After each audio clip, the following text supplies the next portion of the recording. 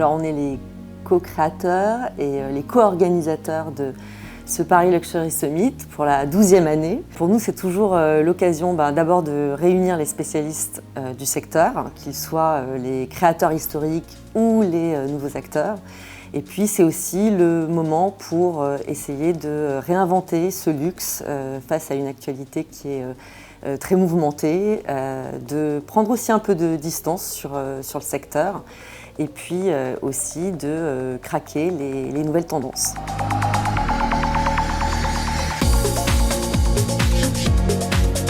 Alors on peut dire que la croissance effrénée du luxe, c'est terminé. Même si on peut observer dans certaines régions une dynamique assez forte, comme au Moyen-Orient, les very important consumers qui sont toujours aussi porteurs du business des grandes maisons. Cependant, le luxe sait se réinventer, sait se rendre désirable à travers des connexions émotionnelles beaucoup plus fortes qu'on peut observer en travaillant par exemple une expérience ultra personnalisée, en travaillant aussi des partenariats culturels, ou en prenant des nouvelles voies de diversification.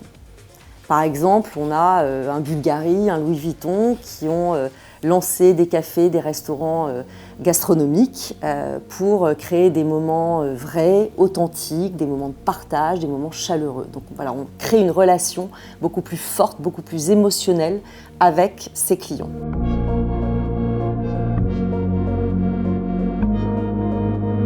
Je pense que quand on souhaite se rapprocher, de créer ces connexions émotionnelles avec ses clients, un secteur comme le luxe doit maîtriser, connaître parfaitement ses cibles, essayer d'adresser les nouvelles générations aussi, et pour cela, ils doivent avoir l'information parfaite, la plus précise de ses consommateurs ou des prospects à qui ils souhaitent parler.